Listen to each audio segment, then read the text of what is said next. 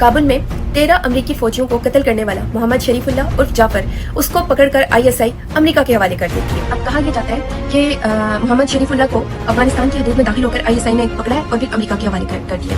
अब मोहम्मद शरीफुल्लाह एक आम सा बंदा, मुझे जो लगता है वो एक आम सा बंदा, नॉर्मल सा बंदा है, क्योंकि इनका तो जब जिसका दिल करता है उसको गद्दार बना देते हैं या दहशतगर्द बना देते हैं और फिर अपने मतलब के लिए, अपने मफाद के लिए इस्तेमाल करते हैं। ठीक है, तो क्योंकि उस हमले में जो मुलविस जिसमें 13 अमेरिकी फौजी जो है वो कत्ल किए गए थे, जो उसके मास्टरमाइंड थे वो 2023 में मारे जा चुके थे और इस चीज की कंफर्मेशन अफगान तालिबान ने की थी। ये बंदा इनके हाथ में वैसे ही लग गया, ठीक है, इन्होंने पहले से पकड़ा हुआ था, इनकी कैद में था, तो इन्होंने पहले से पकड़ा हुआ बंदा उठा के वो अमेरिका को पेश कर दिया CIA के साथ मिलकर। CIA अब चाहती है कि जो पाकिस्तानी एस्टेब्लिशमेंट है उसके ताल्लुकात ट्रम्प एडमिनिस्ट्रेशन के साथ अच्छे होते हैं। तो अब जो मामला नजर आते हैं वो यही नजर आते हैं कि ट्रम्प को अपना अब्बू बनाने के लिए, उसको ये कहने के लिए कि भाई हमें गोद ले लो, खुदा का वास्ता है, ये गिफ्ट के तौर पर पेश किया गया है। अब खुदा जाने, इस चीज की भी कोई कंफर्मेशन नहीं है कि वो बंदा कातिल है। ठीक है, हो सकता है कि वो बंदा एवं बेचारा कोई पकड़ा हो, अफगानी है, पाकिस्तानी है, अफगानी है, कुछ कहा नहीं जा सकता, बट हो सकता है कि वो बंदा बिल्कुल बेगुनाह हो, उसको पकड़कर उठाकर अमेरिका के हवाले कर दिया। और दूसरी बात ये भी है कि हमारा क्या काम बनता है कि हम अमेरिकी फौजी कत्ल हुए, हमारा क्या काम बनता है उसमें कूदने का,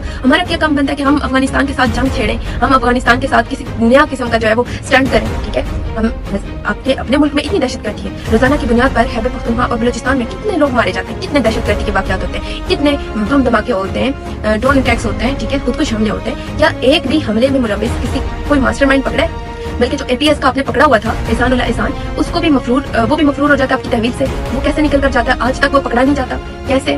ठीक है, आज तक पाकिस्तान में कोई दहशतगर्दी का वाकया रोक नहीं पाए, आज तक पाकिस्तान में होने वाली दहशतगर्दी के पीछे कौन मुलविस है, इसका मास्टरमाइंड कौन है, वो पकड़ नहीं सके। क्यों?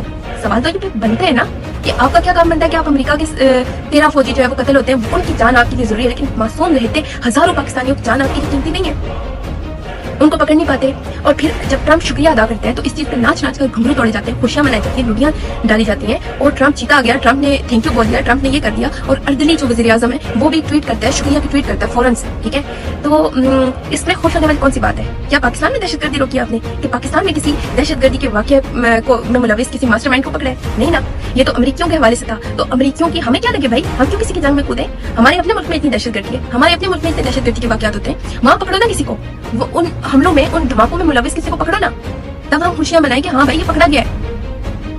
आज तक एक दहशतगर्दी का वाकया पाकिस्तान में रोक नहीं पाते, कई दहाइयों से बलूचिस्तान और खैबर पख्तूनख्वा में कितने दहशतगर्दी के वाकयात हो रहे हैं, रोक पाए? नहीं रोक पाते आप। तो हम इस चीज पर क्यों खुशियां मनाएं? क्यों हम किसी पराये की जंग में कूदें? क्यों हम किसी दूसरे के लिए जंग करें? गुलाम, इसी को तो गुलामी कहते हैं। आप किसी और के लिए लड़ते हो,